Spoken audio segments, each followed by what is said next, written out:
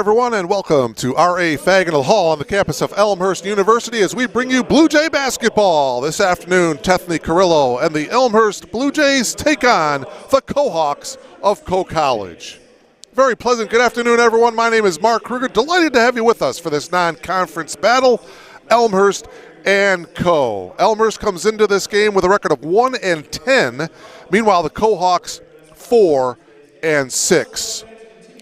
Everybody on their feet now for the playing of our national anthem.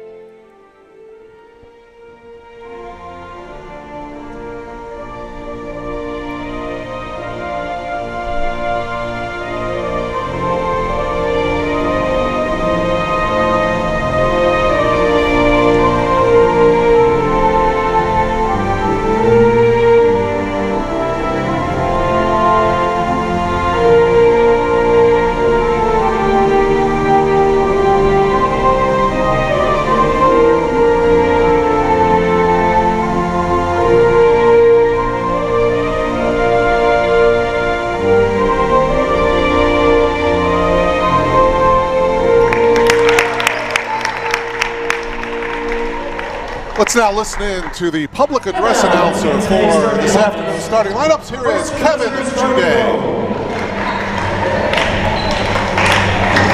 At guard, 5'7" junior, number 1, Elise Southern. At guard, 5'8" junior, number 5, Molly Buck. At guard, freshman, number 22, Ellie Wisner. At forward, 5'11", sophomore, number 24, Katie. And at center, 6 foot sophomore, number 33, Haley Davidson. The Cohawks are coached by Caleb Wasco.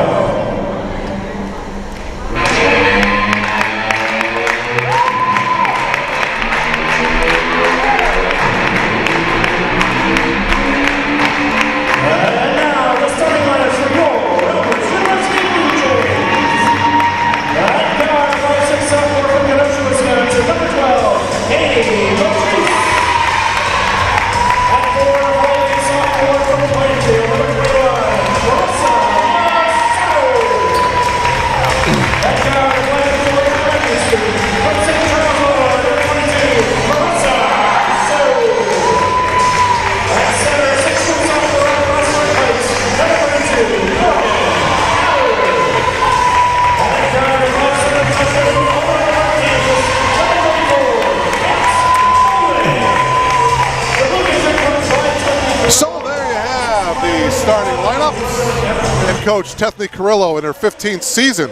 Shaking things up just a little bit, Katie Matrice played pretty well in Saturday's loss against the Carroll University Pioneers. So Matrice inserted into the starting lineup this afternoon along with Kate Bowling, Morgan Collar, Marissa Urso, and another Marissa Musado. Meanwhile, for the Cohawks, Elise Southard and Molly Buck, both juniors.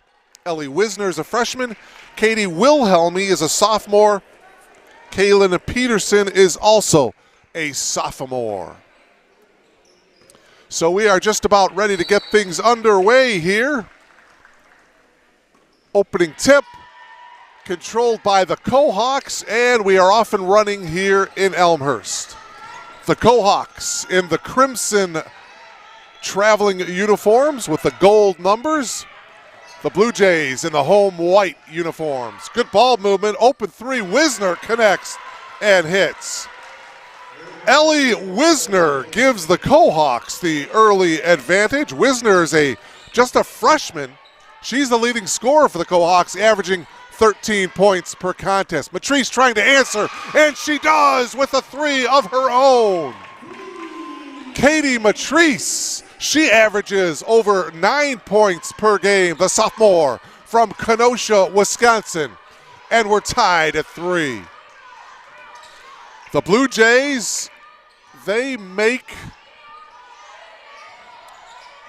just about 4 threes per game, 3.9 threes made per game. There's a drive nicely done by Elise Southard. Meanwhile, the Cohawks, they do a great job of hitting from the threes as well, as that one is up in the air and it's pulled down by Matrice. Here's a 3-ball by Urso, and the 5th-year senior connects. So the Blue Jays 2 for 2 from downtown, and the Blue Jays lead by 1.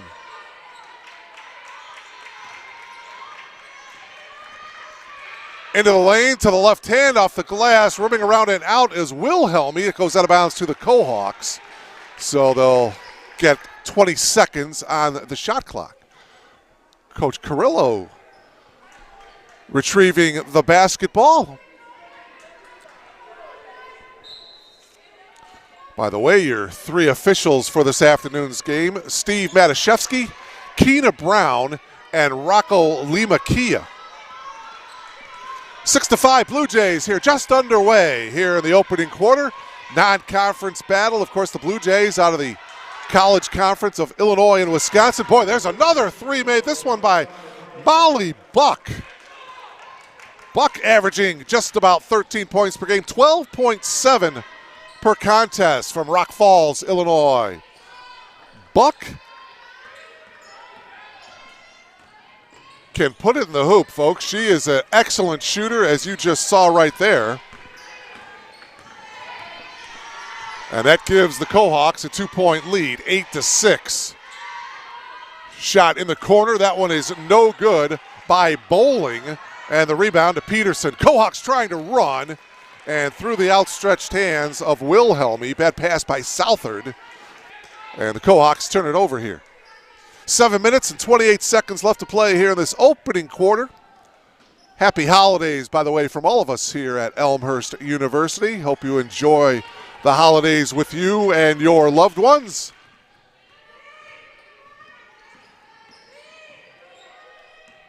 Blue Jays with the ball, trailing by 2. Collar holding up top. And now Matrice comes and gets the ball from her. Shot clock is down to 6. Matrice up top, Collar on the drive. Collar lost control of it. And with Collar just lost the ball out of bounds. So the Blue Jays turn the ball over, and that's something. Talked to Coach Carrillo before the ball game, and you know, she realizes a very, very young ball club. You're going to have the turnovers, and you're going to go through those growing pains. Blue Jays averaging over 25 turnovers per game. Coach Carrillo and her husband headed out to Kansas over the holidays to be with family, and said she was going to do some recruiting as well. Boy, another 3-ball by Molly Buck. Her second from downtown. That's the 3rd triple of the game for the Cohawks, and it's 11-6 in favor of Coe College. Matrice with the drive off the glass and in. Nice move by Katie Matrice. Katie now with 5 points. She's coming off of a 10-point performance in that loss on Saturday against the Carroll Pioneers. Taylor Harrison is quickly off the bench for the Blue Jays. In down low is Kaylin Peterson with the easy 2. The left-handed laying off the glass. 5-point lead for the Cohawks. Pass ahead to Urso, and it's going to go off of Coe. It'll be Blue Jay basketball. So in comes Harrison along with Peyton Schmidt. Into the game for Coe is Macy Rogers, Elle Walker,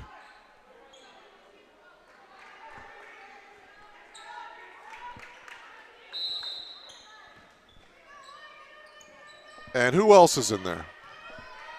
Buck, Southard, and Peterson. Coe back in the 2-3 zone here. Matrice getting it inside to Harrison. Her turnaround shot is no good, but she was fouled. First foul of the game is going to go against Kaylin Peterson, her first. Take another look at it here. Nice little hook shot in the lane, and Harrison will come to the line to shoot 2. Harrison had 11 points in that game on Saturday against Carroll. All 11 of her points on Saturday came in the first half. She was held scoreless in the second half. Misses the first, she makes the second free throw. And so it's now 13-9, Cohawks with a 4-point lead. Co-College out of the American Rivers Conference. They are 1-3 in conference play. Turnover, Harrison with a pass up ahead to Schmidt. Payton tracking it down, makes the move off the glass, too strong, and Peterson got the rebound. As I mentioned earlier, the Blue Jays out of the CCIW, 0-4. The Blue Jays are in league play. Southard, guarded by Urso. She works around a Peterson screen. Popping up top is Rogers. Rogers sets a screen on Walker. Walker passes it into the corner. Buck for another 3. Skims off the front of the rim. Here come the Blue Jays on the attack now. Elmhurst trailing by 4. Urso, as the defender went down. Matrice. Up top is Urso. Urso on the drive, off the glass. No, but she was fouled. Nice little head fake by Marissa. Foul is going to be on Elise Southard. And so Urso will come to the line here. She will shoot a pair. She's an 85% free throw shooter, but not before there is a timeout on the floor here. The Blue Jays come into this game averaging 60.5 points per game. They're allowing 80 points per game. Meanwhile, the Cohawks are averaging 60.2 points per game, so practically even there. But the Cohawks are allowing just 64.9 points per game heading into today. Cohawks averaging just 15 turnovers per game as well. If you're wondering where Co-College is located, well, they are located in Cedar Rapids, Iowa. College was founded in 1851, a private liberal arts college, coming off of a loss to Cornell last Wednesday, losing by 10, 55-45. Molly Buck had 18 points in that game, and she's buried a couple of threes so far in this afternoon's game. Ellie Wisner had 16 in that loss to Cornell last week. This, by the way, is just the 4th meeting between these two schools. Elmhurst holds a 2-1 advantage. First free throw by Marissa is good. Urso now with 4 points. Urso had a 10-point effort on Saturday afternoon. She puts in the 2 free throws. She's got 5. Urso and Matrice each with 5. And the Blue Jays are within 2. 4.5 minutes left, first quarter. 3-ball attempt here by Walker. That one is an air ball, and Schmidt gets the rebound. Chance now for the Blue Jays to tie this one up. Take the lead if Riley can hit. Oh, and it goes in and out. And a foul. Theo Emba got the rebound, and she was fouled by Taylor Harrison. Boy, oh boy, that shot was halfway down by Ella Riley, the freshman, and it bounced out. So it's still a 2-point Cohawks lead here. And a turnover and a steal. Schmidt, and she carried, well, it was a carry, the official saying double dribble. But nevertheless, the Blue Jays turn the ball over to the Cohawks.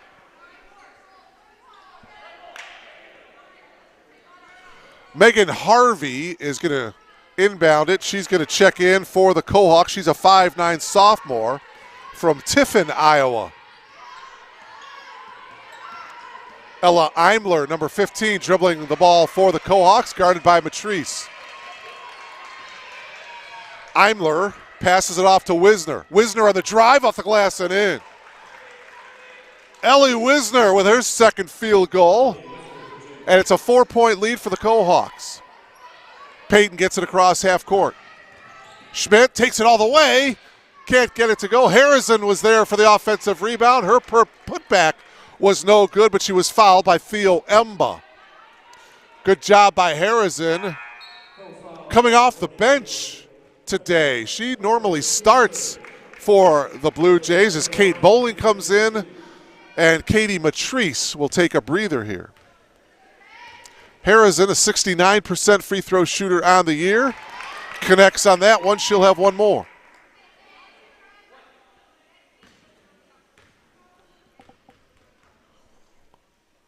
Senior's second free throw is good. Taylor 3 of 4 from the free throw line here today. And the Blue Jays are within 2. Elmhurst trapping a little bit here on the half-court set. Good ball movement. 3-ball attempt by Harvey is good. Harvey, third different Cohawk to knock down a triple. And now we've got a whistle here. Buck has 2, Wisner has 1, and now Megan Harvey connecting on a 3-ball.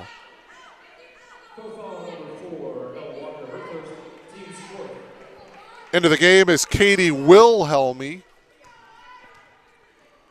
for Coach Wasco in her 5th season as the head coach of the Cohawks.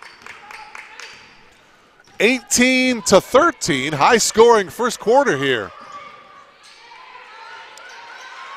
Inside to Harrison, one dribble off the glass and in. And that's where Taylor is so tough when she gets the ball down on the block. Just a single defender, one dribble and a nice power move off the glass, and the Blue Jays are within 3. 18-15 Cohawks. 3-ball attempt here by Wisner is no good. Offensive rebound though by Wilhelmy. Steal, here comes Urso.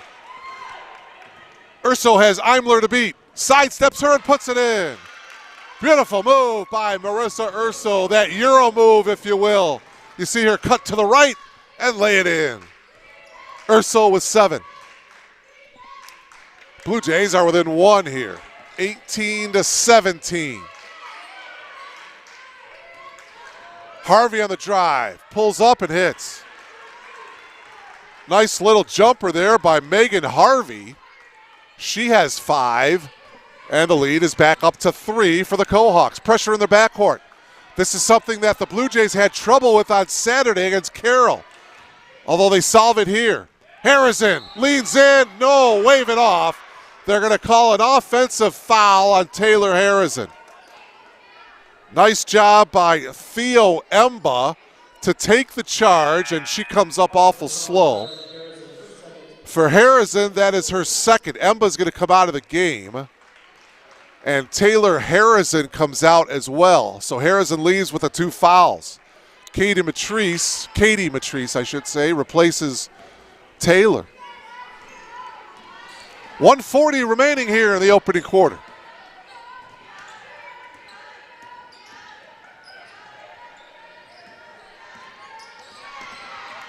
Buck had the ball poked away. Now we've got a whistle, a reach in. And I believe they're going to hit the freshman, Ella Riley. With the foul, it is on Ella, her first, freshman out of Plymouth, Michigan. 3rd team foul of the quarter for the Blue Jays. 4 team fouls for Co. Remember, 5 team fouls is the limit per quarter. Southard passes it off here to Wilhelmy. Buck gets it inside to Peterson. Outside to Harvey. Her 3-ball is off the mark. Long rebound, Wilhelmy. Bounce pass to Peterson. Peterson kicks it out. Rogers' 3 is off the mark. Collar got the rebound. Collar ahead to Bowling. And Kate will pass it over to Urso. Urso inside to Collar. Collar with the left hand, yes! And she was fouled. Morgan Collar with a chance to complete the 3-point play. Great position there by Morgan. Nice entry pass. You see the foul from behind. And so Collar now with an opportunity to complete the 3-point play. Wilhelmy with the foul, her first. Collar can't get the free throw to go. And so the Blue Jays still trail by 1, 20-19. Blue Jays playing very well here this opening quarter. Buck picks up her dribble. Wilhelmy, 7 on the shot clock. Buck into the lane, got cut off. 3 on the shot clock. 3-ball attempt is short that time by Ellie Weisner.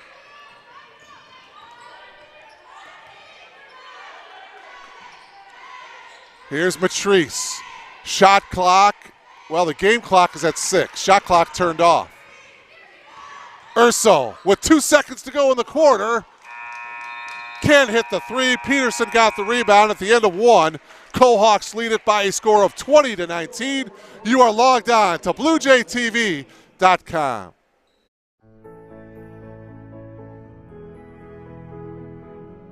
You just might end up making the world a better place.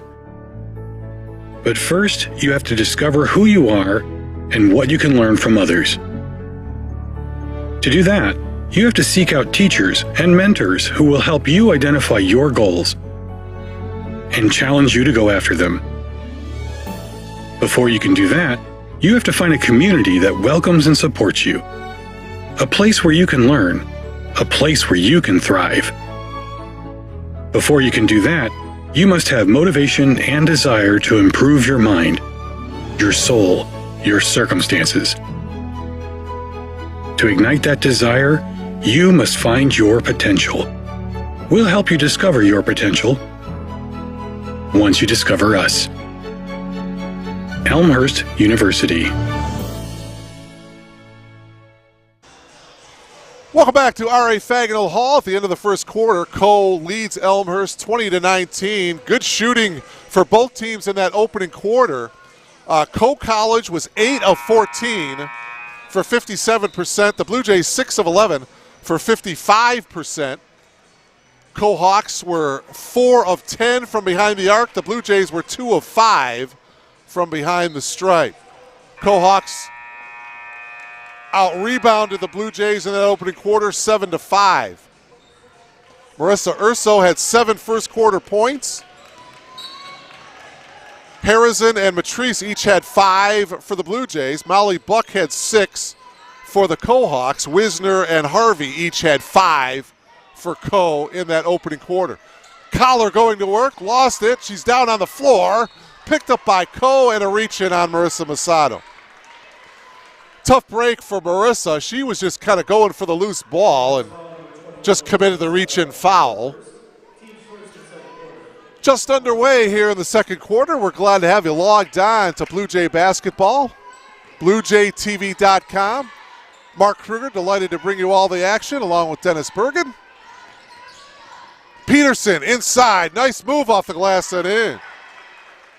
Kaylin Peterson with her second field goal of the afternoon. And the lead is 3. Urso getting double teamed in the backcourt. She dribbles it across half court. Urso into the corner to Collar.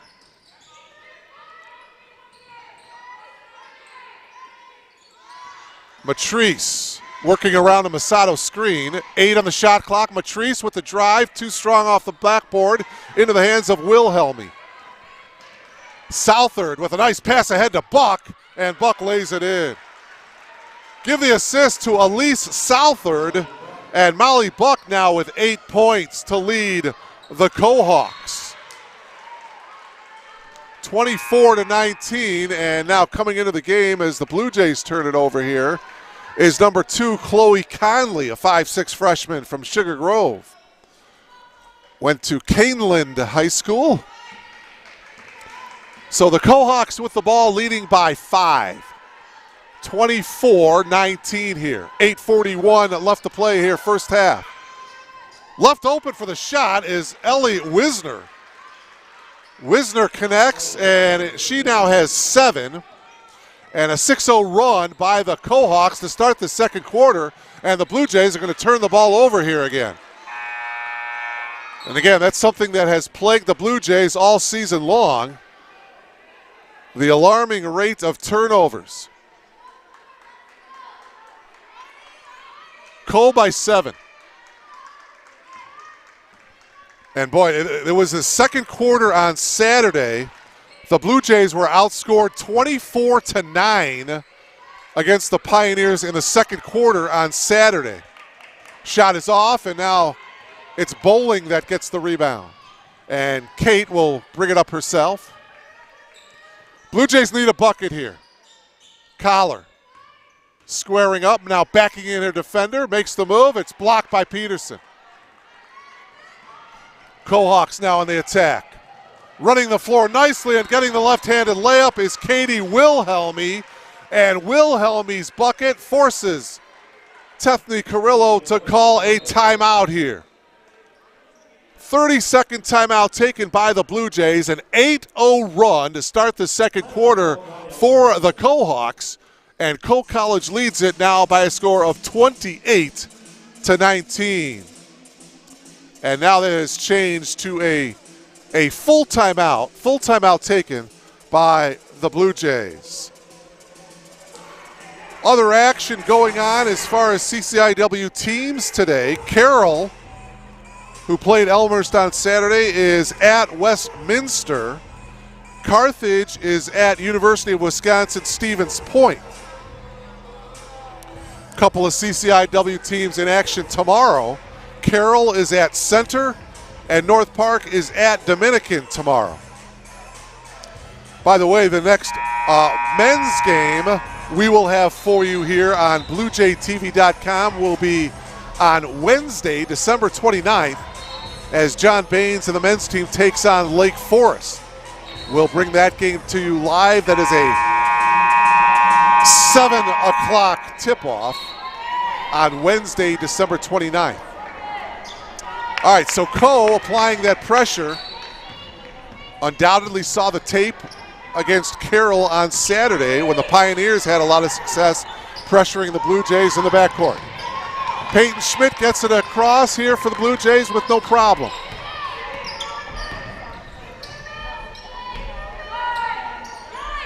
.15 in the shot clock, plenty of time. Fire it inside to Harrison. Kicking it out, 3 ball, that's off the mark by Conley.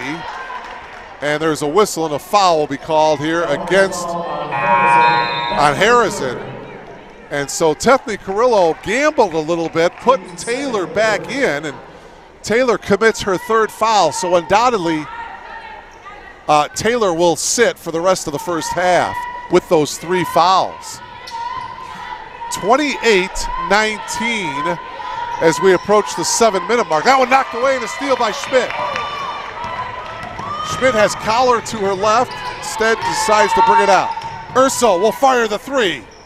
That's back on the iron, no good. She battles for the rebound though. Good aggressive play by Marissa Urso. She was tangled up with Wilhelmy, and the alternate possession going to the Cohawks. Good job by Marissa Urso of following her shot. For all you young players out there, should do that every time you shoot.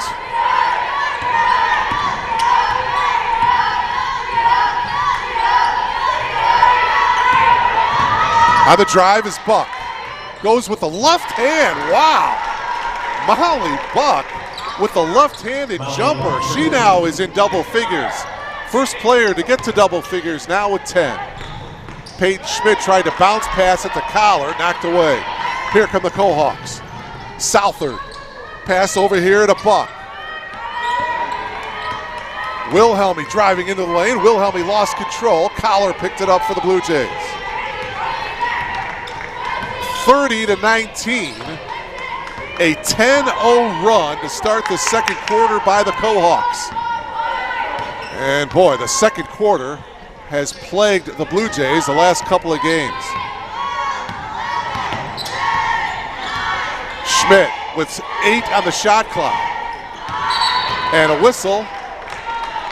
And a foul away from the ball. This is going to be on Morgan Collar. Battling for position. So she gets called for the foul. That is her first. And now into the game for Tethny Carrillo is Jackie Hurst, number 24. Hurst is a A 6-foot freshman from Rochester, Michigan. Coming in with just under 6 minutes to play here in the first half. Nice move in the lane by Rogers. She was fouled by Bowling. Take another look at it here. Rogers with a drop step and a bit of a hip check there. Elmhurst foul on number 24, Jackie Hurst. Well, they're actually calling the foul on Jackie Hurst. First free throw is off by Macy Rogers. First trip to the line for Rogers, first trip to the line for the Cohawks. Cohawks 2-2 away from their home floor. She misses both free throws. Schmidt with the rebound. So it's still 30-19. Cohawks with the lead. 5:34 left here in the first half. Conley with the open look. Off the glass, no good. Cohawks on the attack now. Imler guarded by Urso. Popping out, this is Rogers. Wisner's pass stolen by Marissa Urso. Marissa looking for some teammates. They weren't there, and so she backs it out. Urso steps back, had the three. The running one-hander is off the mark. Tracking it down in the corner is Imler. Imler looking to find someone to pass to. Now she does to Walker. Walker ahead into the corner to Rogers. Rogers makes the move into the lane. Twirls, kicks it back out to Walker. Emba into the lane. Emba and a held ball between Emba and Bowling, and alternate possession will go to the Cohawks. Back into the game is Ella Riley for the Blue Jays.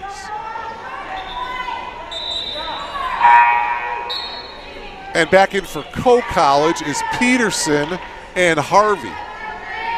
Jump ball, possession arrow remains with Coke. 4:34 left to play here in the first half.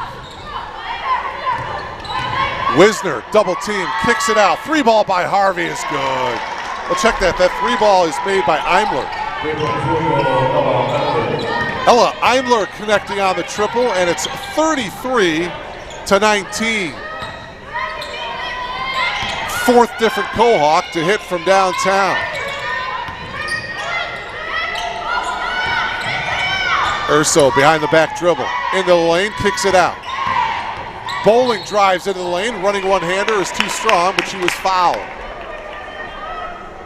6 seconds left on the shot clock. Bowling, you see the tail end of it there, getting fouled in the act of shooting, so that would put Kate Bowling to the line for 2 shots. Ella Imler picking up the foul. For Ella, that is her first. Back of the rim, no good. Boy, the Blue Jays already with 5 team fouls, so they are over the limit. The Cohawks with just 1 team foul here in the second quarter. Second free throw also no good by Bowling. Harvey got the rebound, but she lost it out of bounds, so the Blue Jays will get the ball back. And it looks like Coach Wasco wants a timeout. Timeout taken, Co-College. Is it a 30-second or a full? I don't think the officials made the indication. Both teams are standing up, so that generally indicates a 30-second timeout here. 4:01 left to play here in the first half. A 13-0 run by the Cohawks here in this second quarter. And Co with the 14-point advantage, its biggest lead of the game.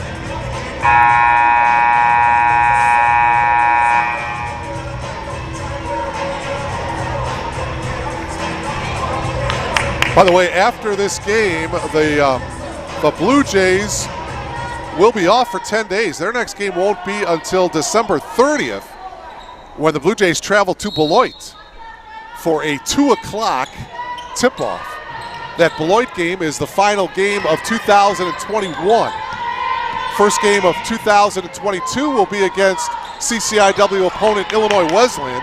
That'll be here at R.A. Fagin Hall on January 5th, 2022. Three ball from the top of the key by Matrice is off. Cohawks now in possession. Peterson into the lane, poked away nicely by Hurst. Peterson and the reach in by Hurst. For Jackie, her second. So the Blue Jays are over the limit, and that means it'll be Peterson to shoot 2 here. To the line in the bonus situation is Peterson. Kalen Peterson's first trip to the foul line this afternoon. Buck is back in for the Cohawks, and Collar returns for the Blue Jays. Peterson with 4 points today. Hits the free throw. She's got 5.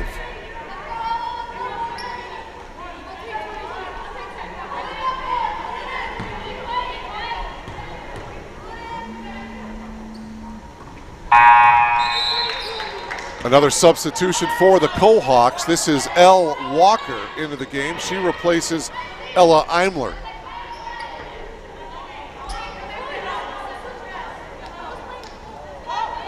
Pressure now in the backcourt by the Cohawks.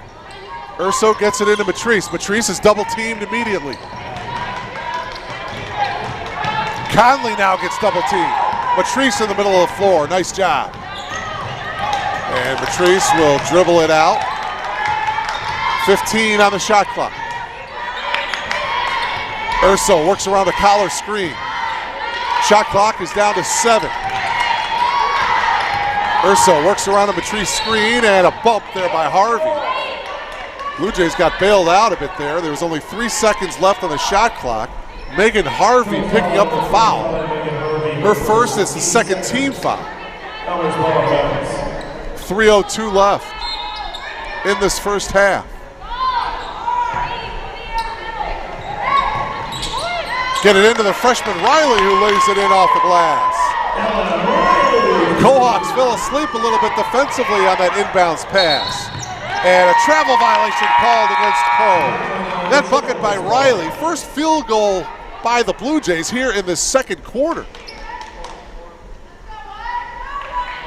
That breaks a 15-0 run by the Cohawks. 35-21. Cohawks by a couple of touchdowns here. 3 ball by Urso, or by Conley, I should say, back of the iron. Peterson with the rebound. Quickly ahead, running the floor, Wilhelmy to the left hand. Nicely done that time by Wisner. Ellie Wisner with 9. Boy, the Cohawks do a nice job with their offhand, their left hand, taking it to the hoop. Inside the collar, she was fouled, and Morgan will look to complete the 3-point play. Nice entry pass that time. Collar left wide open.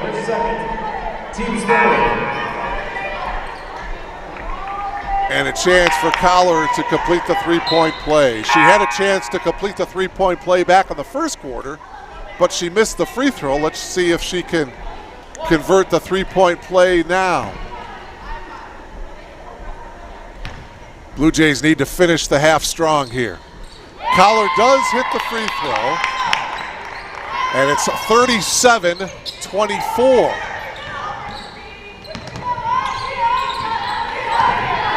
Southard into the front court, guarded by Matrice. Wisner now on the drive. Oh, nice poke in there by the freshman Riley. Here's Matrice in the open floor. Matrice takes it all the way and can't get it to go. Loose ball though, Schmidt has it. Back out top, Riley for 3. Back to the iron, no good. And Buck got fouled. Kate Bowling is going to pick up the foul. Boy, oh boy. Long rebound. Molly Buck got it. She was off to the races. And actually a pretty good foul by Kate Bowling, because it looked like Molly Buck was just going to take it coast to coast. And so now Buck is going to have to earn the free throws here. Again, the Blue Jays are over the limit. And Buck, a 78% free throw shooter on the year. A little too strong back of the iron. She'll have one more. 1:40 left to play here in the first half. Buck's second free throw, also no good. Collar with the rebound. Well, a 3-ball here cuts the lead down to 10.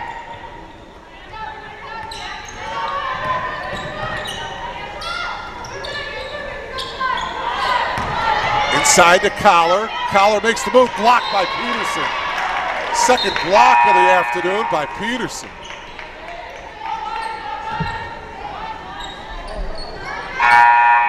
And back into the game here now is Marissa Masato.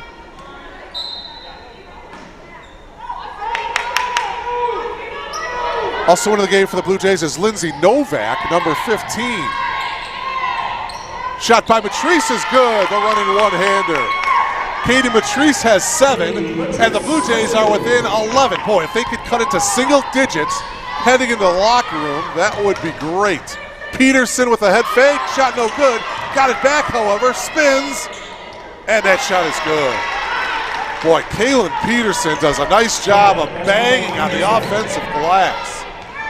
6 of her 8 points coming here in the second quarter.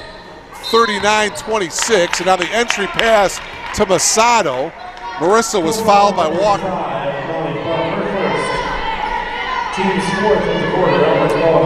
Well, no, they're giving it to Molly Buck. Buck getting the foul, that's her first. Oh, she throws it off the back of Peterson, does Schmidt. That 3-ball attempt off the mark and into the hands of Peterson. 3-ball attempt by Novak.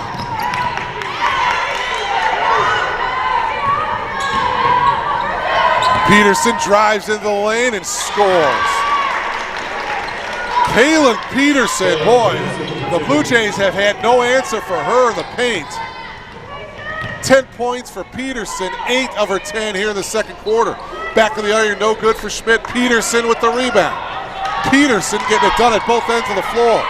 10 seconds to go in the half. Buck kicks it out, stolen by Schmidt. Schmidt looks up at the clock, 5 seconds to go. Schmidt is fouled by Peterson. Nice take by Peyton Schmidt as she was hammered by Peterson. There's the reach in. With less than a second to go. For Peterson, that's her second. And so Schmidt with a chance to get into the scoring column here today. She'll have a pair of free throws. 0.7 seconds left in the half. Peyton misses the first, and she'll have one more here.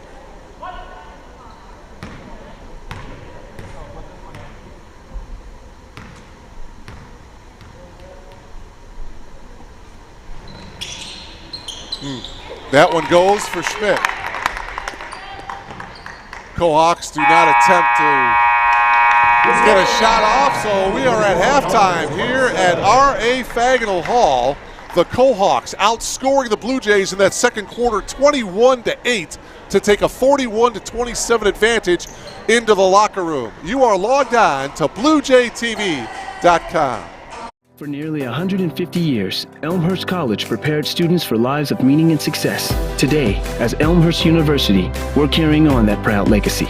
A beautiful campus just 30 minutes from downtown Chicago. Small classes where you'll get to know your professors. And top-ranked majors and graduate programs that will open the door to the career of your dreams. As we celebrate a new name for our institution in an ever-changing world, our values and spirit remain the same. Welcome to Elmhurst University.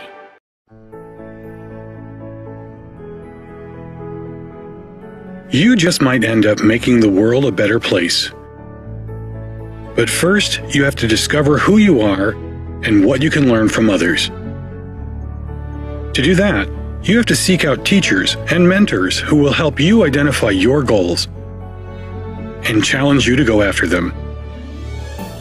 Before you can do that, you have to find a community that welcomes and supports you. A place where you can learn. A place where you can thrive. Before you can do that, you must have motivation and desire to improve your mind, your soul, your circumstances. To ignite that desire, you must find your potential. We'll help you discover your potential once you discover us. Elmhurst University.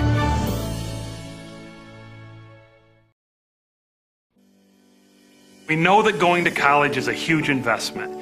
You put your trust and time in Elmhurst University, and we do the same. You invest in us, and we invest in you. Your story begins as we welcome you to Elmhurst University. From your first day of orientation, our focus is getting you acclimated to college life and making you a part of the Elmhurst community. Definitely Elmhurst was the one that I fell in love with. Right when you stepped on campus, it was a nice environment. It just felt like home. The goal of first year seminar is to make the transition from high school to college as smooth as possible. It's an instantaneous way to have a niche at Elmhurst. A lot of times there's that doubt that I don't know if I can make it here. I don't know if I'm meant to be here. I feel it is our role as an institution to get those doubts out of their mind the second they are on this campus.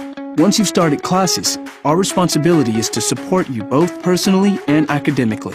Your faculty and your staff who are here and committed to your success are going to be walking with you on that journey, providing both the challenge and the support for you along that way. I changed my major about 5 times, and so I really needed someone there to help me through it, help me pick out new classes, to help me make sure that I graduate on time. So they support us academically, but they're also interested in our lives as a whole individual. For example, when I was applying for the Fulbright, they were more than willing and super supportive. Along with supporting you, our job is to make sure you challenge yourself in order to make the most of your experience. When the students, especially in computer science, go out into related fields, they're going to be confronted with adapting to new environments, new technologies, and we try to challenge them in the classroom to adapt, to learn how to learn. I've had teachers go to me and say, I think you'd be interested in research, so they introduced me to some professors, and I've been doing research now for 3 semesters. It taught me a lot about myself, definitely, and about the way I adapt to different situations. I think we all learn best when we're a little bit scared, a little bit on the edge. I really believe that the things that are beyond the typical, experiencing undergraduate research, studying abroad, having a quality internship, some of those things are going to be most memorable and meaningful and really impactful for them.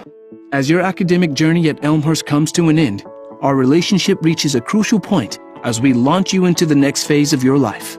Elmhurst is a liberal arts college that aims at creating educated citizens, and that's not a process that just takes 4 years or 2 years. We're invested in these students. We give our kind of heart and soul to them while they're here, and so we care if they succeed once they leave. When students go on to graduate and go on to live amazing lives and do things personally and professionally, their fingerprints are still all over this institution in a way that helped us to become a better sense of who we are and who we as an institution want to be in the world. We don't at Elmhurst tell students what to think, but we try to teach them how to engage with their own values to become better citizens of this country, of this world. And that makes me proud to be a part of the community of Elmhurst. I'm confident in our graduates because I know we've prepared them both personally and professionally.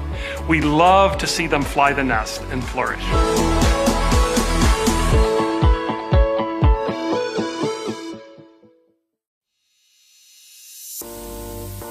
My name is Michael. I'm a senior here. I study special education, and I'm a first-generation college student. My name is Lauren Berryhill. I'm a junior, and I'm a music education major. My name is Sarah Jean Dickey. I am a double major in mathematics and computer science with a minor in Spanish, and I'm a senior. My name is Randy Morales. I'm a freshman, and I'm a psychology major.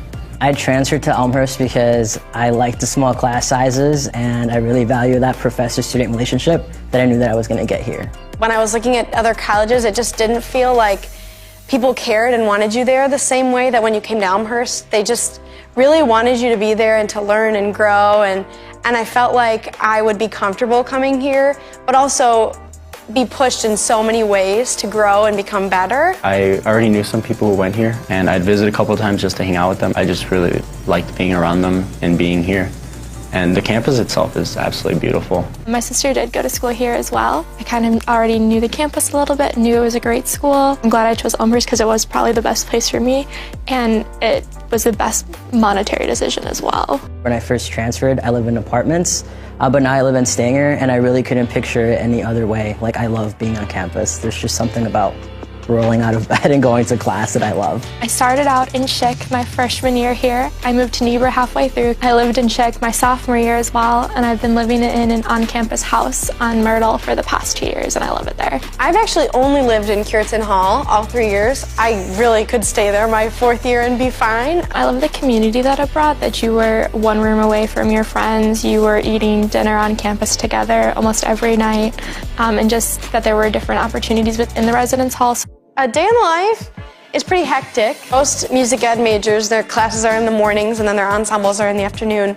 So I'm pretty much boom, boom, boom, thing to thing to thing. I'm a morning person, so whether I have class in the morning or not, I like to wake up a little bit on the earlier side. So I'd wake up at 5:30, practice, eat breakfast quickly, go to my 9 a.m. Probably have class till around noon, and depending on the day, I'll probably head out to the local middle school to take some time with my students there, go to the library to do some homework, and then I also work at the library. Get out of class, go home, change, go directly to work. I'll usually have work later in the afternoon, and then eat dinner, maybe do some more homework, watch a movie. Get a dinner or some snacks at the Roost, and then head back to my dorm to do some homework and head to bed. Usually I spend time with my friends at night, and that's when I get to catch up on what's going on. My favorite place on campus is on the 3rd floor of the education department. It's the best place to study with the best view. I have 2 favorite places on campus. One is my house, but I also love the conference room in Daniels. My favorite place would be the cafeteria. Sitting in Founders, I love to sit at one of those tables and do homework. You can be in there to have fun, you can be in there to study, and the vibe can be whatever you want it to be. Out of the 4 classes that I took this past semester, my favorite class was acting. The professor was Dr. Tony Noyce. He is such a character. He's so awesome to be around. It was such a fun experience. And my favorite class was probably linear algebra with Dr. Crawford. It was part theory and part computation, which I really liked how it pulled those 2 concepts together.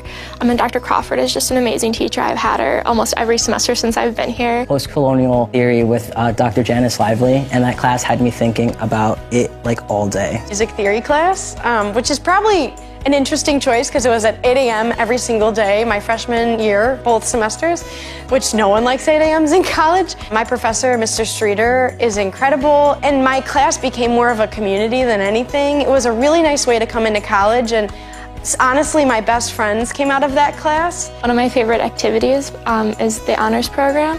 I've been involved with it all 4 years that I've been on campus here. I'm also involved in Alpha Phi Omega here on campus. You do a lot of service in the community. You get to build relationships with people in the organization, and you get to do a lot of leadership activities. I've been involved in lots of student groups on campus, all the choral ensembles, the vocal ensembles, and I loved being in late night blues, vocal jazz.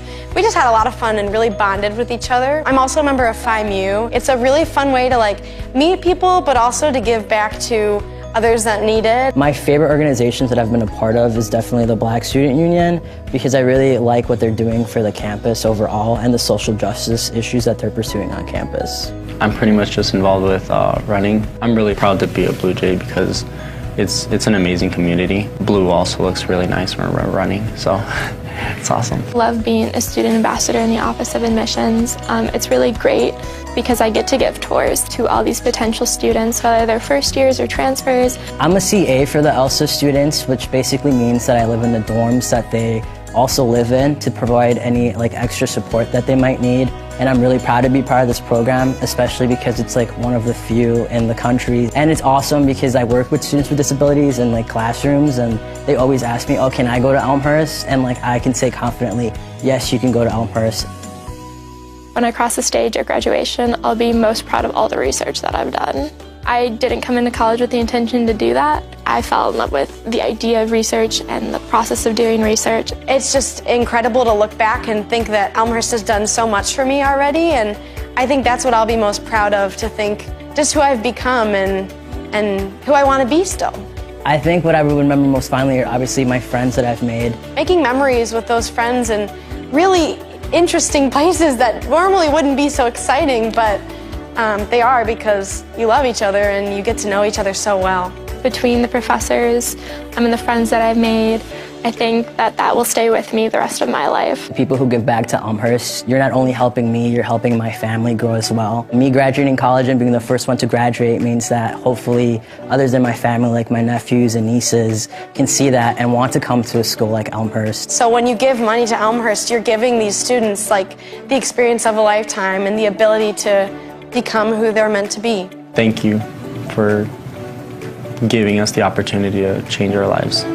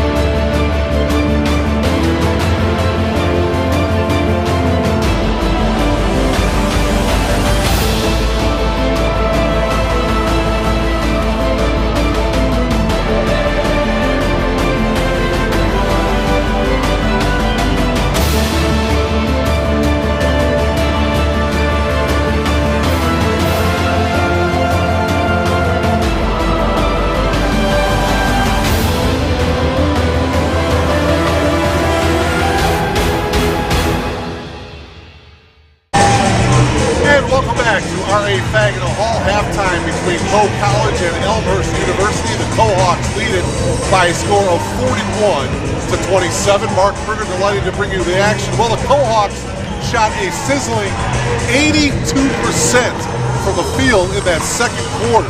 They were 9 of 11.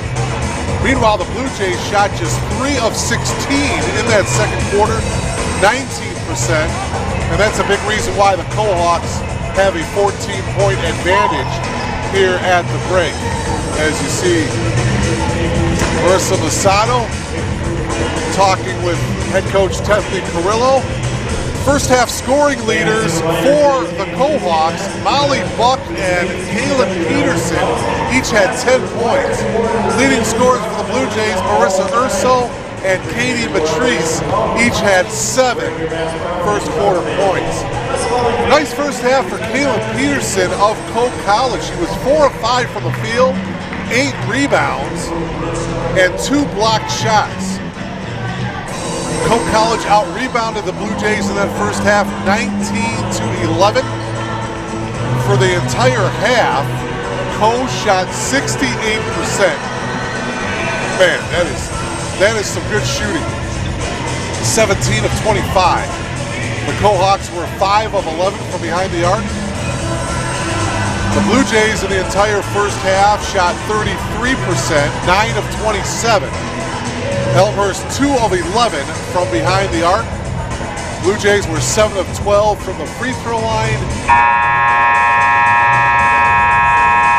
Cohawks were 2 of 6 from the foul line in that first half. So final instructions for both teams.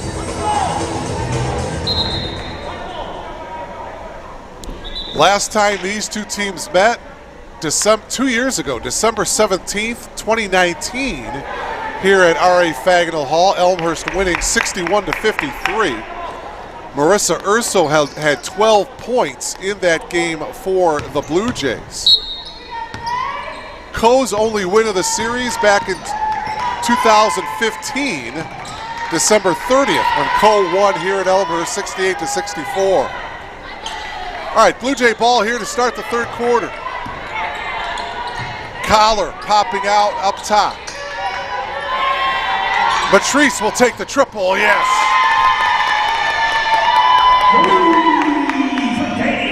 Katie Matrice now in double figures as she buries the triple. Good start to this third quarter for the Blue Jays, and it's 41-30. 11-point lead here for the Cohawks. Here's Peterson working on Collar. Peterson backing in and scores. Peterson with a dozen. Remember, Taylor Harrison remains on the bench for the Blue Jays. She has 3 personal fouls. I was wondering whether or not Harrison was going to start this third quarter, and the answer is no. Urso holding. Looking to get it into Collar, it wasn't there. Bowling on the drive, partially blocked into the hands of Peterson. Cole quickly in the attack. Here's Molly Buck, splits the defenders and lays it in. Buck has a dozen. So Peterson and Buck, each with a field goal here in this third quarter, each with 12 points. Matrice tried to get it inside to Masato, and the Blue Jays turn it over. 45-30, a 15-point lead for Coe College. Pressure now in the backcourt by the Blue Jays. Matrice guarding Southard. Buck fake, thought about taking the 3. Wisner will, and she'll hit. Wisner buries the triple. That's her second from downtown. She has a dozen. 3 different Cohawks with 12 points. Matrice for 3 again, and she gets it to go. 13 now for Matrice. That's her third from downtown. Katie needs to keep firing. She's got the hot hand here for the Blue Jays. 48-33, Cohawks. Here's Buck on the drive, and she was bumped by Bowling. For Kate Bowling, her second. It's the first team foul of the third quarter. Kate Bowling, her first, team's first of the quarter. No ball out of bounds. Well, it's actually the second personal. Yeah, it's the second personal against Bowling. Buck driving on Urso. Buck used that left elbow. Good call. Good call by Keena Brown, the baseline official. Let's take another look at it. You see a Buck with that left elbow, and Urso hit the floor hard. Good call.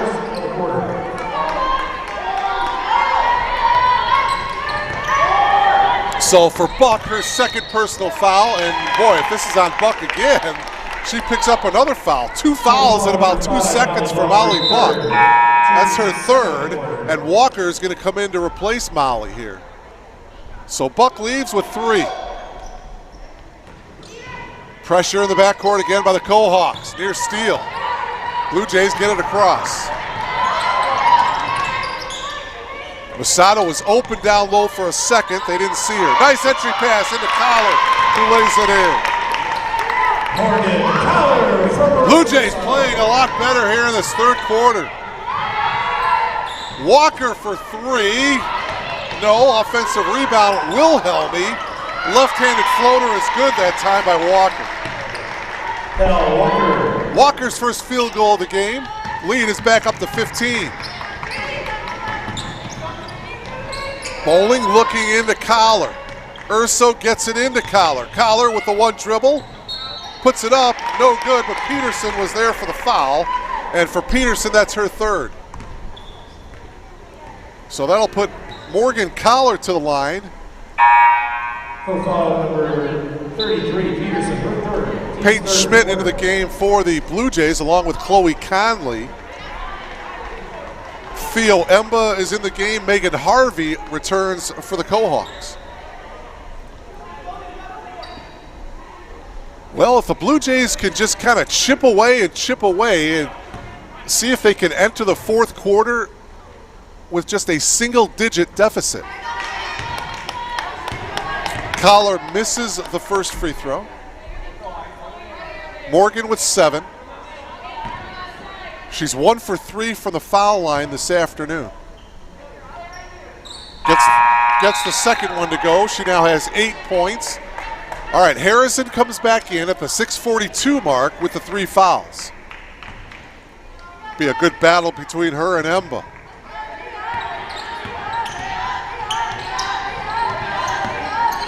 The senior, Harrison, going up against the freshman, Emba. Southard picks up her dribble, passes it out to Wilhelmy.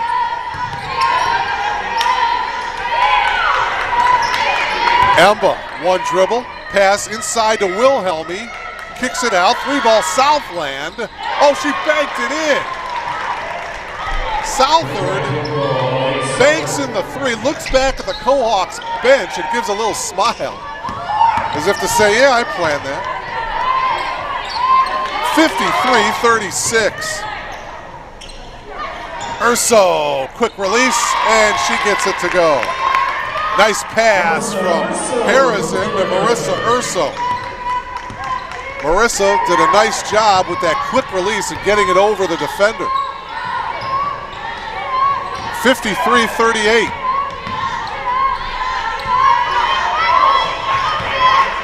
Here's Southard.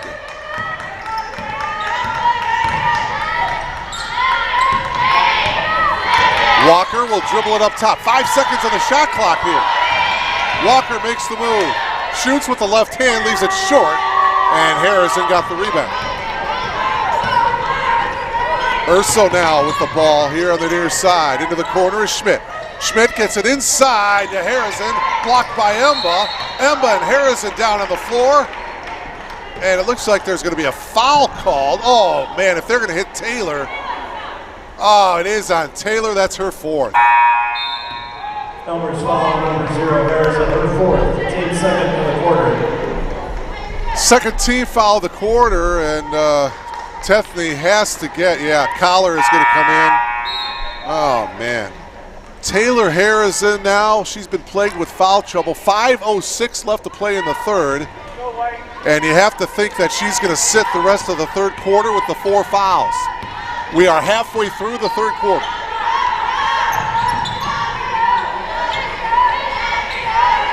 Eimler holding up top now, guarded by Urso. Here's Rogers with the ball. Wisner drives, kicks it out, and on the pass out, a foul is going to be called here against the Blue Jays. And the foul is going to be called on Chloe Conley. Number 2, Chloe Conley, her first. It's her first personal timeout on the floor, taken by Coach Carrillo and the Blue Jays here. 4:43 remaining, 53-38.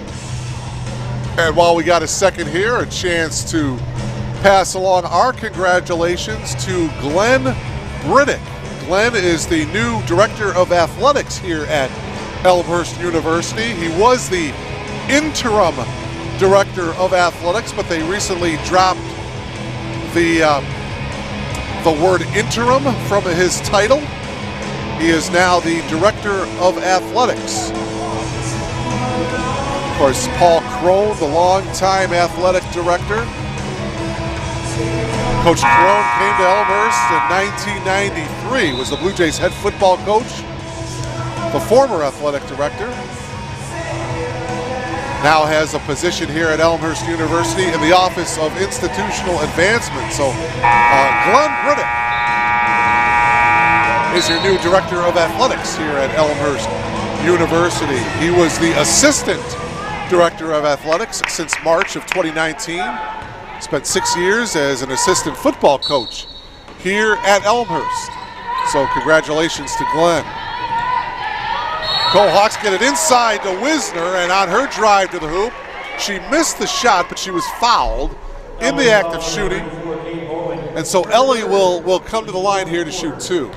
The foul was on Kate Bowling for bowling her 3rd. 12 points for Wisner, her first trip to the foul line today. Missed that one. She is a 69% free throw shooter on the year. Second free throw by Wisner is good. 13 points now for Wisner. She is the leading scorer for the Cohawks. Peterson and Buck each have 12. And at the other end, quickly a whistle and a foul. Nice take to the hoop that time by Chloe Conley, as Ella Riley comes into the game for the Blue Jays. So Conley to the line to shoot 2. Conley averaging just about 3 points per game. Hits the first free throw. She'll have one more.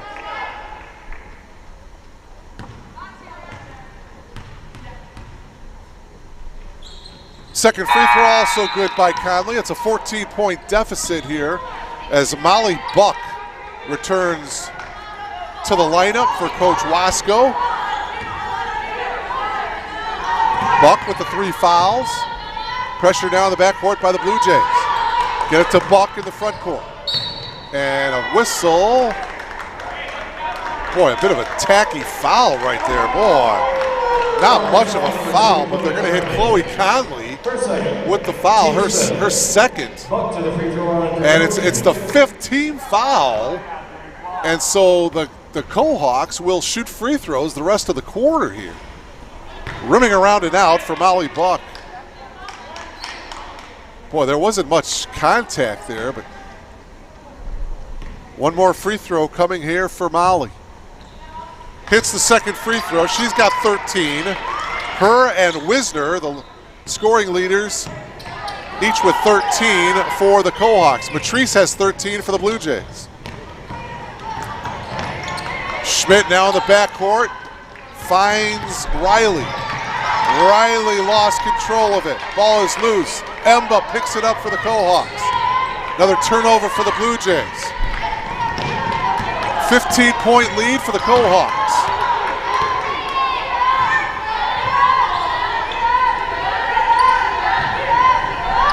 Three ball is good by Wisner. 16 now for Ellie Wisner, her third from downtown. Urso on the drive. Urso kicks it out. Wide open 3-ball attempt, and that's good by Peyton Schmidt. Nice job by Marissa Urso to find the open Schmidt, and Peyton drained it. 58-43. Buck pulls up, takes the shot, leaves it short. Offensive rebound though by Emba, and it's going to be an offensive foul on Emba. Second foul for Theo. Peterson back into the game, along with Wilhelmy. First, second, Elmhurst ball out of bounds. Marissa Masato, number 21, checks in for the Blue Jays. Matrice in there as well. Matrice with the ball now. To Schmidt. Head to Urso. Marissa and Collar couldn't handle the pass. Matrice got the loose ball, gives it to Urso for the lay-in. Marissa Urso now in double figures with 11. Urso had 12 points the last time these two teams met 2 years ago. 58-45, just under 3 minutes to go here in the third. Another 3-ball attempt by Wisner is good. Ellie Wisner with her fourth from downtown. Wisner has 19. At the other end, it's Collar with the easy lay-in. And a timeout taken by Coach Carrillo. End-to-end action here, but boy, oh boy, Ellie Wisner has had 3 3-balls here in this third quarter. She's got 4 triples for the game. She's got 19 points. And the lead is 14. Same lead that Co had at halftime.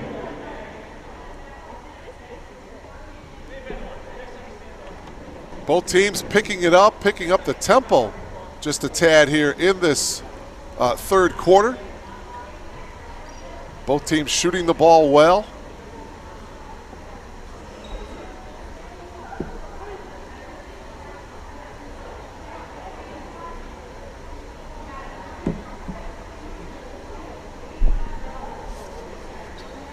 Coe College, they'll be back in action on December 29th. So they'll have a 9-day layoff after after today.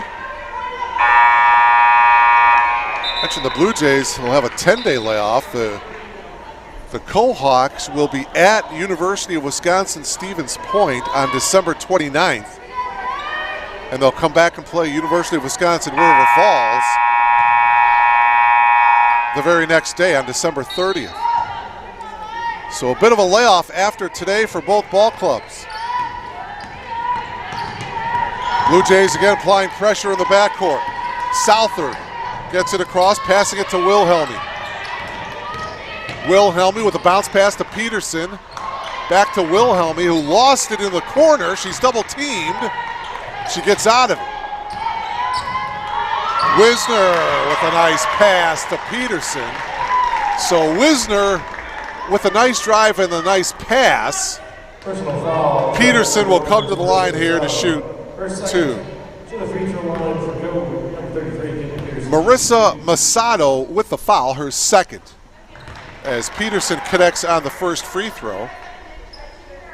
Peterson now with 13. Hits both free throws. 63-47 Cohawks. Just over 2 minutes remaining here in this third quarter.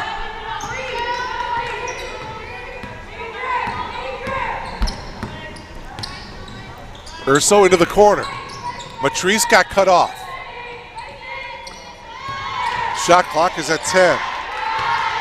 Shot clock at 7. Schmidt on the drive, takes it all the way off the glass and in. Nice take to the hoop by Peyton Schmidt with the shot clock winding down.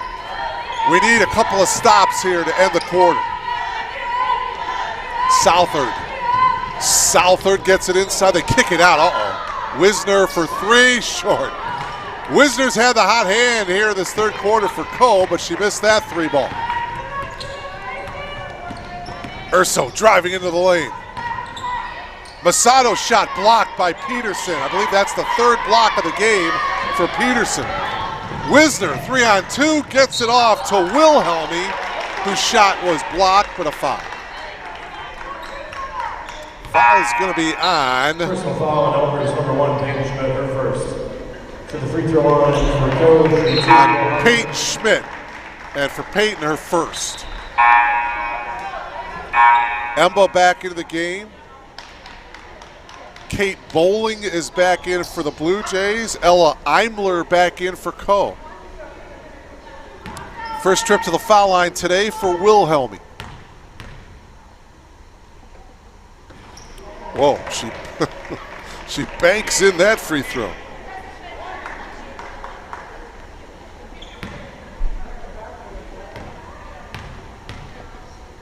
Katie's second free throw, high arching shot. That one is nothing but net. 4 points for Wilhelmy, and it's 65-49. Just over a minute to go here in the third.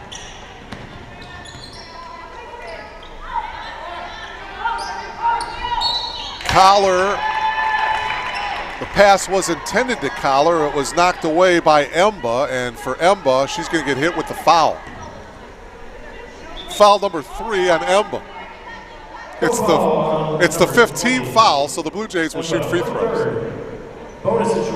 Both teams are over the foul limit, so it will be a bonus situation for either club here for the final 53 and 9/10 seconds left in the third quarter.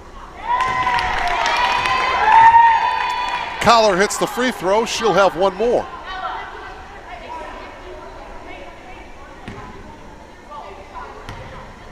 Second free throw by Morgan is good.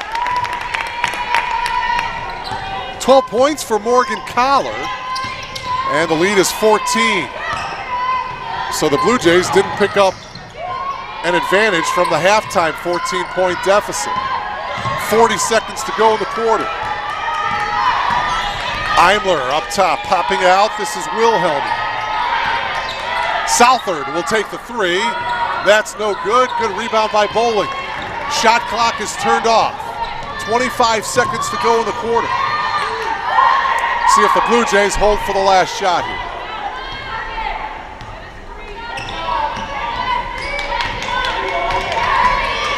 Bowling working around the collar screen. Here's Schmidt, 8 seconds to go in the quarter. Schmidt on the drive, nice pass inside to Masato, who lays it in. Marissa Masato's first points of the game, that's the buzzer. That's the end of the third quarter, with Coe College leading by a score of 65-53. We'll head to the fourth quarter. You are logged on to BlueJayTV.com.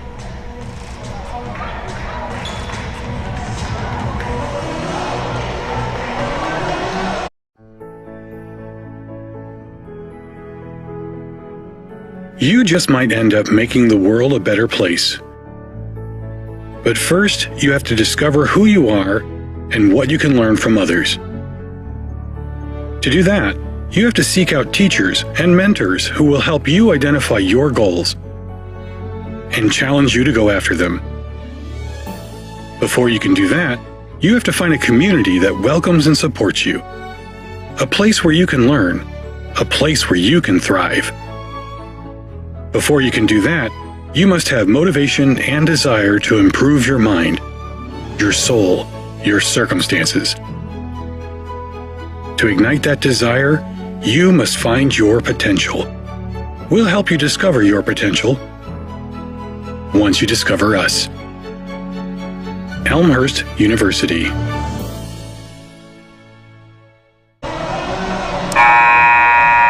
Both teams shooting lights out in that third quarter. Wow, Coe College was 7 of 10 for 70%. The Blue Jays were 7 of 9 from the field in that third quarter, 78%. Blue Jays were 3 for 3 from behind the arc. Coe College 4 of 5 from behind the arc in that third quarter. 65-53. It's a 12-point lead for the Coe Hawks as we head to the fourth.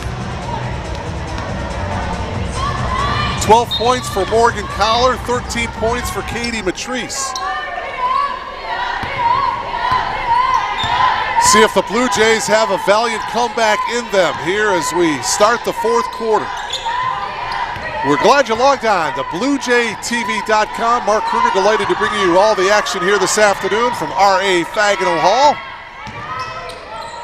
Into the corner, Molly Buck checks her feet, missed the shot.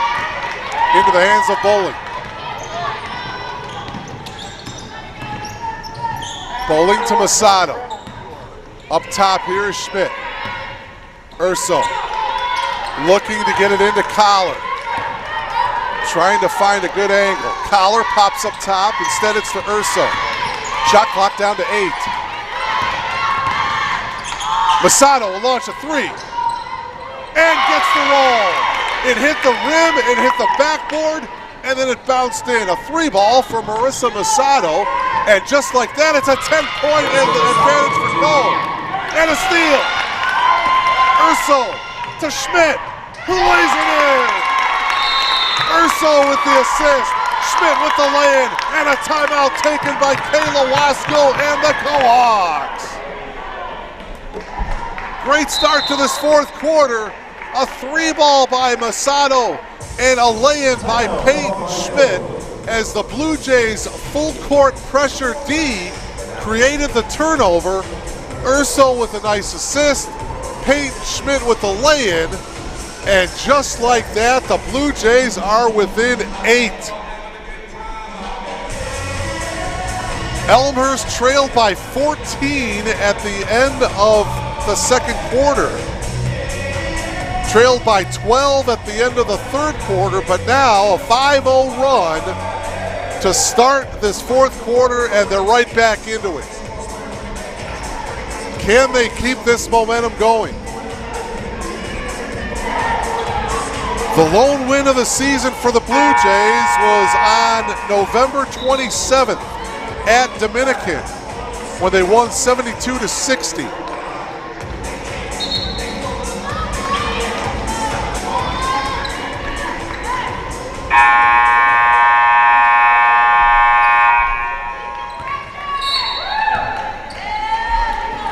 The 4 wins by the Coe Hawks this season were against Cornell, Westminster, Illinois College, and Central. Three ball in the corner, rimming around and out, ball down on the floor. Southard comes up with it. Another, well, I thought Wisner was going to take the three. She tried to pass it to Peterson, and it goes out of bounds. The Cohawks turn it over here. Boy, Wisner had a wide open look at that three. Fortunately for the Blue Jays, she missed it. And a bad pass to Peterson, they turn it over. Blue Jay ball trailing by 8.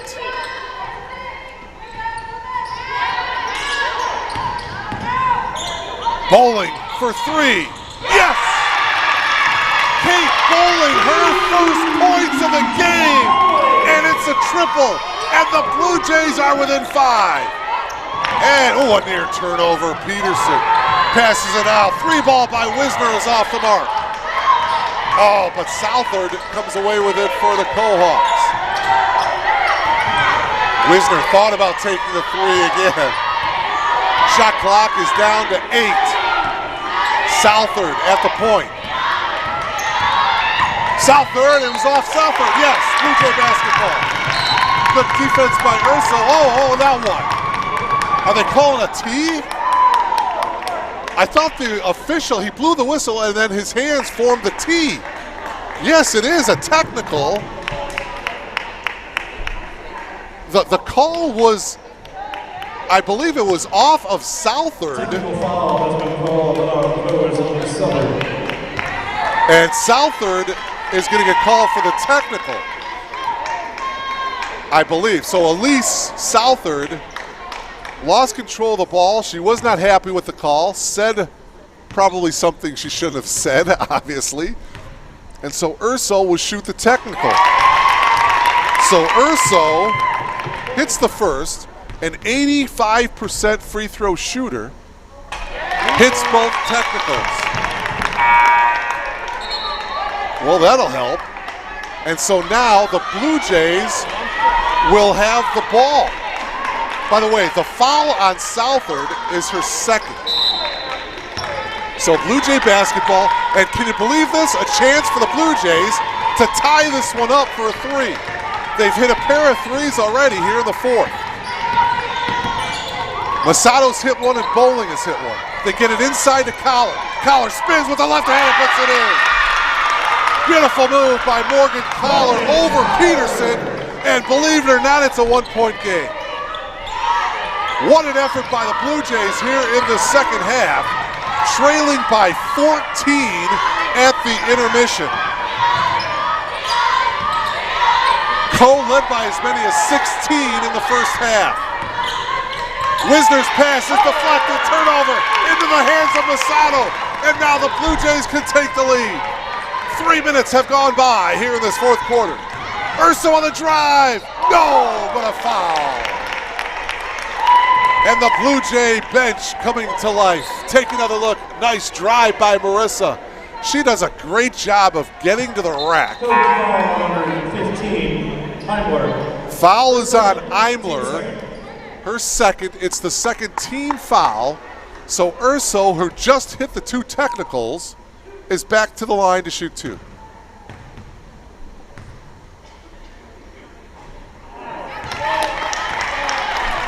Marissa will have one more.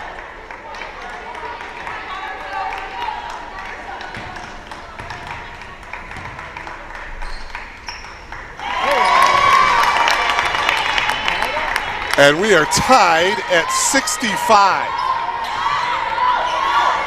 A 13-0 run by Elmhurst here to start this 4th quarter. Peterson ends that drought. First field goal of the 4th quarter for Co. It comes at the 6:37 mark. That snapped a 13-0 run by the Blue Jays.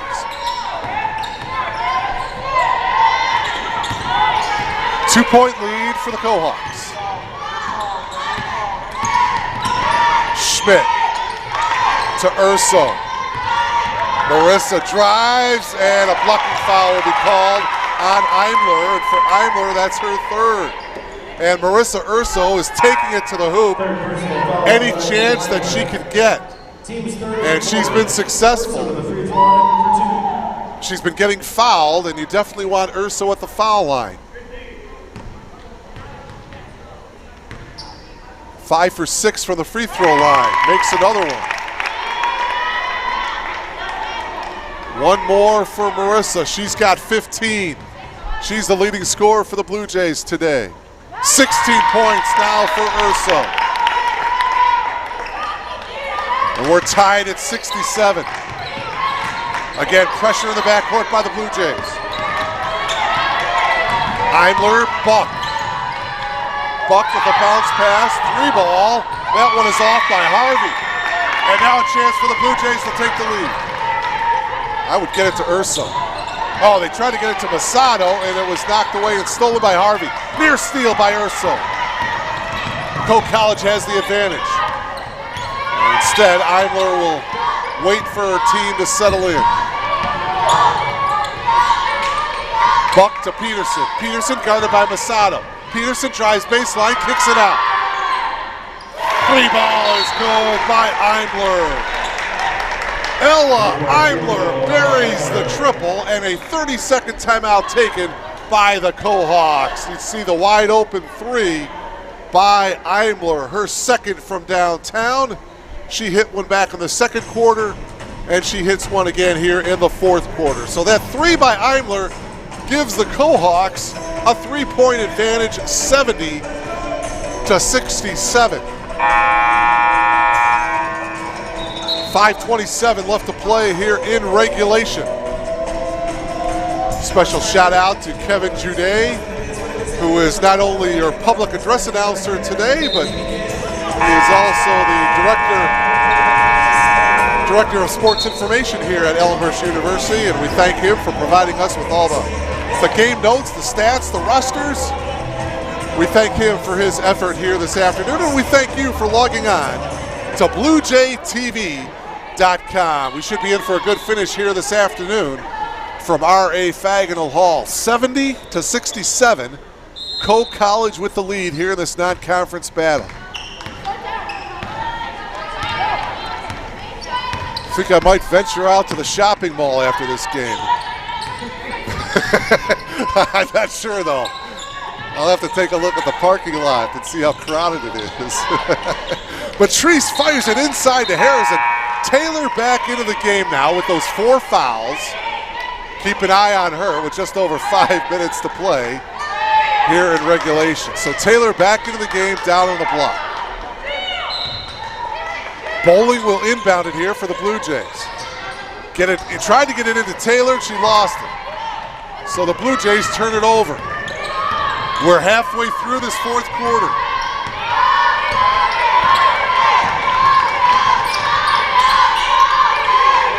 Have to keep the turnovers to a minimum here for the rest of the way. Who's going to execute the best? Tough off-balance shot that time by Wisner on the baseline. Could not get it to go. Here's Matrice now. Let's get a good shot here, ladies. Bowling for 3. Yes! Kate Bowling with her second from downtown. And we're tied at 70. 4:20 remaining. Blue Jays with 1 timeout left. Cohawks with 2 timeouts left. 4:12 to go. Tied at 70. Peterson guarded loosely by Harrison. Wisner guarded by Matrice.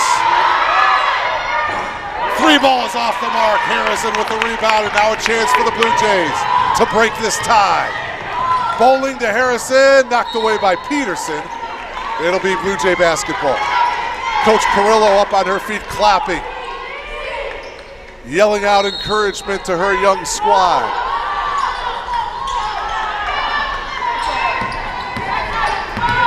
Urso dribbling up top. Flips it to Bowling.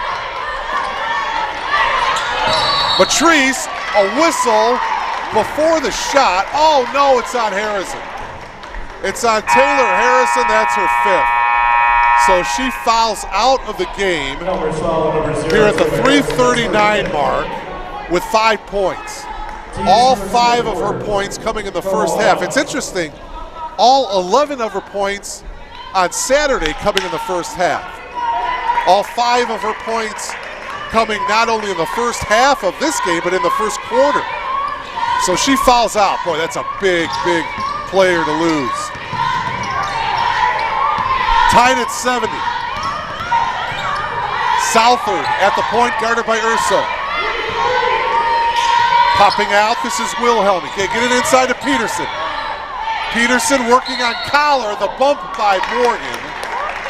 And that'll put Peterson to the line to shoot 2. And for Collar, that's just her second. Number 32, Morgan Collar, her second, team second quarter. So Peterson to the line, and we'll see if the Cohawks continue to feed Peterson down on the block. They feel that she's got the advantage over Collar. Peyton Schmidt back into the game for the Blue Jays. Back of the iron, no good. 16 points for Peterson today. Looking for number 17. Oh, she can't hit that one either. Urso gets the rebound, and we're still tied at 70. Just over 3 minutes remaining. Collar comes out and sets the screen on Schmidt. Peyton shakes her head no, as if to say that wasn't there down in the block. Patrice with the shot, no good. Battle for the rebound. Loose ball, Southard comes away with it. Southard gives it off to Buck. Buck guarded by Urso. Buck looks back at her head coach for the play. Works around to Peterson's screen, shot clock down to 12. Here's Wisner, gets it into Peterson, double teamed, and coming over for some weak side help was Marissa Masato, but she bumped Peterson, and for Masato, it's her third team foul. Bowling comes in, replacing Masato. So each team with 3 team fouls here in the fourth quarter. Southard looking to get it in. Gets it into Peterson, back to Southard.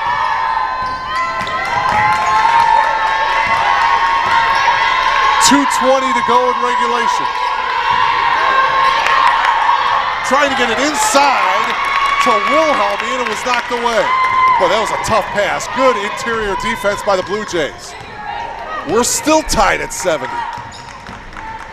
Both teams have been stuck on 70 for the last couple of moments. Tried to get it to Collar, pass was too high. Oh my. Each possession is so agonizing here. Blue Jays turn it over. 2-minute warning. 2 minutes remaining in regulation.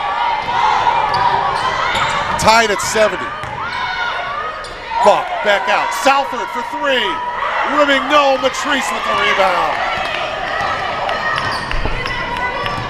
Matrice on the dribble. Back to Bowling. This is Urso. Urso guarded by Southard. That's a good matchup right there. Matrice. Blue Jays with 1 timeout left. 1:26 to play in regulation. Urso, a bit of a hesitation move to Collar. Collar makes the move in the lane. Puts it up. Blocked by Peterson. A huge block. I think that's the 4th block of the game for Peterson.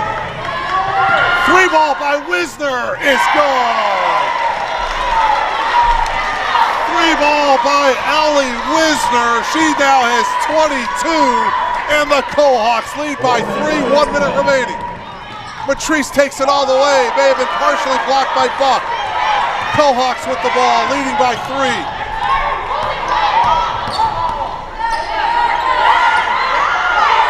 Peterson. Blue Jays look absolutely exhausted out there right now. Buck and a timeout taken. Timeout taken by the Cohawks here with 38 and 8/10 seconds left to play. Wow. A 3 ball by Ellie Wisner gives the Cohawks a 3-point lead. For Wisner, that's her 5th triple of the game. She's got 22 points to lead all scorers. Then Peterson at the other end with her 4th block of the game. And so the Cohawks now have the ball, they have possession, and a 3-point lead.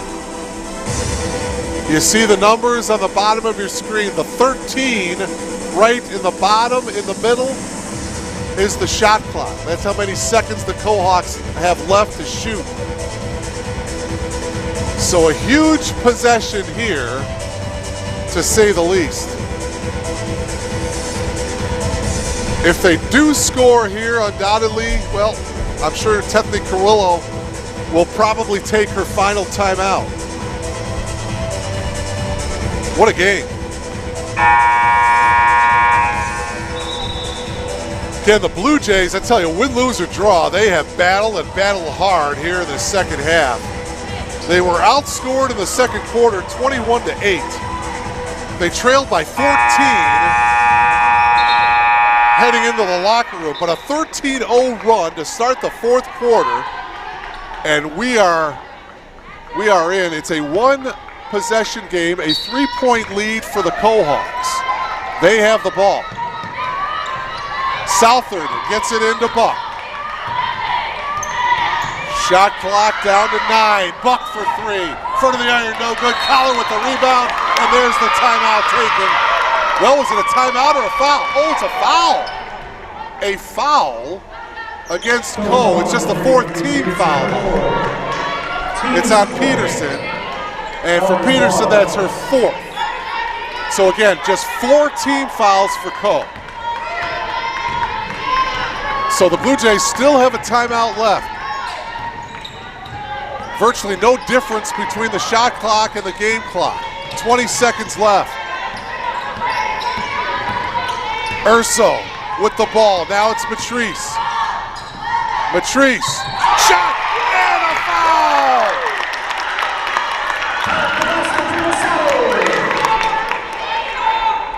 Count the bucket by Marissa Masato and the foul. The foul was on Ellie Wisner, her second, and now a chance for Masato to complete the three-point play, but more importantly, tie the game up. We're tied at 73. 10 2/10 seconds remaining as Coe College takes a 30-second timeout, and I believe they are out of timeouts now. Yes. Coe has no timeouts left. The Blue Jays still have one left. Oh, man. Overtime, anybody? a little Christmas gift? A little extra basketball, perhaps, around the holidays? Why not? Tied at 73, and obviously, I'm sure Coach Carrillo is saying, hey, we have got to close out on number 22, Ellie Wisner. She has 22 points. She has 5 3 balls. 4 of her 5 threes were made in the second half. You've got to close out and get a hand on number 22. And then obviously inside, watch out for 33, Peterson.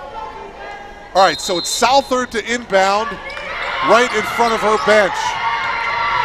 Remember, Coe has no timeouts left.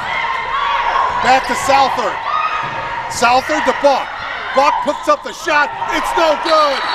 And a timeout taken by the Blue Jays. Collar with the rebound. 2 9/10 seconds remaining. Good defense by the Blue Jays, forcing up a tough shot by Molly Buck. Collar got the rebound. Immediately, the Blue Jays call a timeout. Whoa, my. Well, if you're thinking what I'm thinking about the men's game against Wheaton, Jake Rohde, a very similar situation here with just a couple of seconds left to play. Jake Rohde on the men's side got the inbounds pass and put up a shot at half court to win it for the men's over Wheaton. Can we have a similar end to this game here today?